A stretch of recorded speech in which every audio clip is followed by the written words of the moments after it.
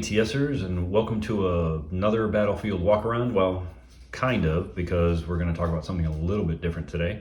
As promised, or maybe threatened, in episode 12 of ATSFE On the Rocks, our very irregularly scheduled podcast, we are going to take a look at the core components from BRL 1192.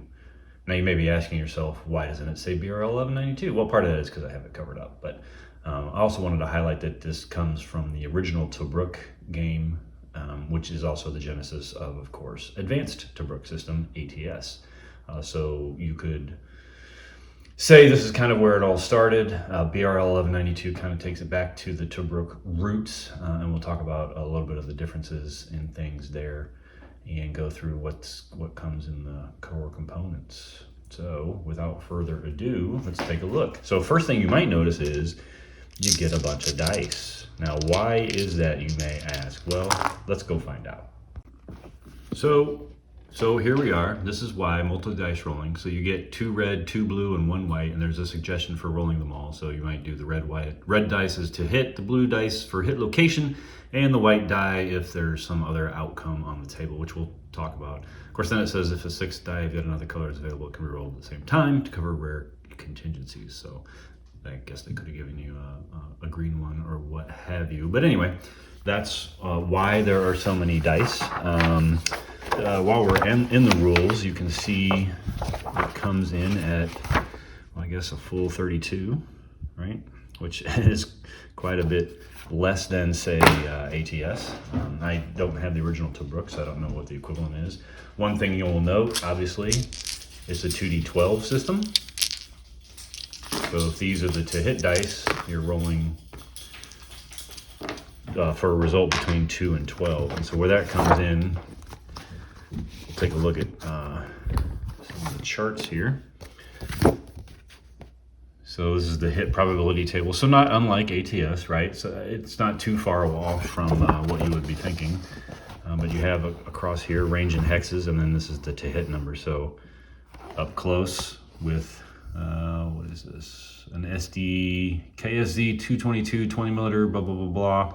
You need a 2 to hit at range 1 and a 12 to hit at range 16 and nothing after 17, right? So it's a little bit different from ATS, not a whole lot different, right? As far as the rest of the charts go, so you get two of these HPT charts. Gunfire factors, so kind of like Mevo, gunfire factors are based on the number of men firing, although the numbers are not on the counter necessarily, but so if you have 11 troops firing at range 1, it's this value of 64, and then you use that on the casualty table depending on the cover type and everything. So you can see the bones of ATS in here and how it worked, but it's not exactly the same. ATS flows pretty smoothly. I've not played this yet. Kind of taking a look at the rules, but I haven't played.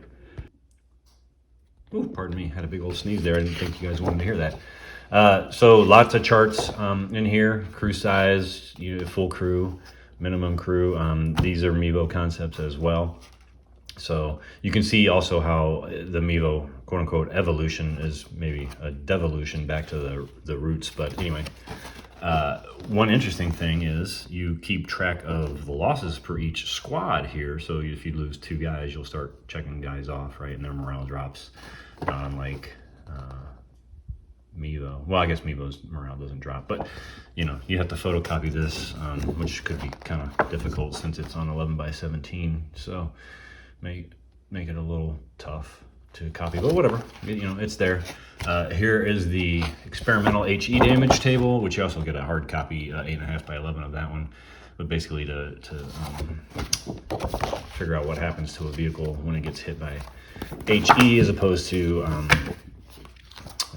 AP. And this is just another chart you can write who's taking what kind of damage on for tanks and such, and then how many turns has the target been acquired, blah, blah, blah, blah, which is important in the rules. So if you take a look at the vehicle cards, they're a little bit different than ATS or even Mevo. It lists the target vehicle and then all the weapons that can shoot at it and then you roll for the particular, so you see up here 2 to 12, that's the location, and then where, depending on the weapon, you cross-reference and you get a result like K less than 15 M, and there's a whole series in the rules that describes what that is. So a little bit different combat and damage resolution for vehicles in BRL 1192, and even Mevo follows more the CATS model. So take a look at some of the counters. So you'll notice right away, not a lot of info on the counters. The number is the movement allowance, and you'll know they don't. So ATS and Mevo, the vehicle faces the corner of the counter. Here it faces flat because you actually face the flat side of the hex, I believe, in BRL 1192, which makes things interesting. But other than that, it's pretty much standard stuff. All the vehicle types, just a little bit less information. So again, things like that. There's the infantry.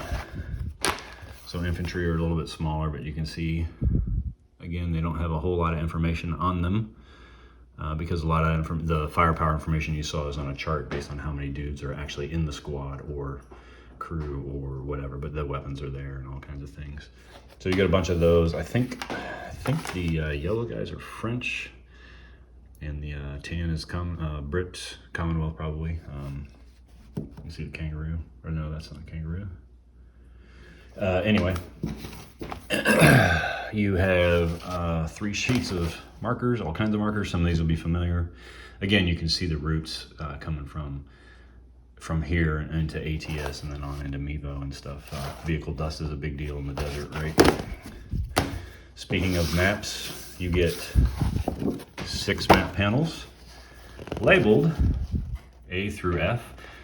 Why they bothered to label them, I don't know, because they're all exactly identical. So you could have just given me 6 copies of A and I wouldn't have noticed, but whatever. I guess maybe it makes a difference. I don't know. I guess probably for if you do overlays, there's only 2 overlays in here for a couple of hillocks. So in that case, that's where you need to label the map. So you know if is it on A or B or whatever, where you're putting, where's your registration for the overlay. So that's that. And then it comes with, I believe it was 9 scenarios. Yep, 9 scenarios. So scenario layout, it looks a lot like ATS or Mevo, whatever. Map layouts up here instead of down on the bottom where it usually is. Who's got what and who's attacking and everything. One thing I did notice, the turn counts, they range from 30 to 50 turns. So I don't know if that's a function of the fact that vehicles move very slow, and you'll notice this is all 6 maps, so that's a lot of ground to cover. So it's 30, 40, 40, 40, 40, 50 turns, right? So 40. So that is a lot of turns to play. I'd have no idea how fast it goes, but it's, kind of similar to ATS in that respect. So that's really it. I didn't want to spend a whole lot of time because, it's not ATS, it is ATS adjacent, and obviously the history is good to know. But there you go. So if you have any questions, don't ask me. Anyway, thanks for listening. Check out our blog and, go listen to the podcast and everything else.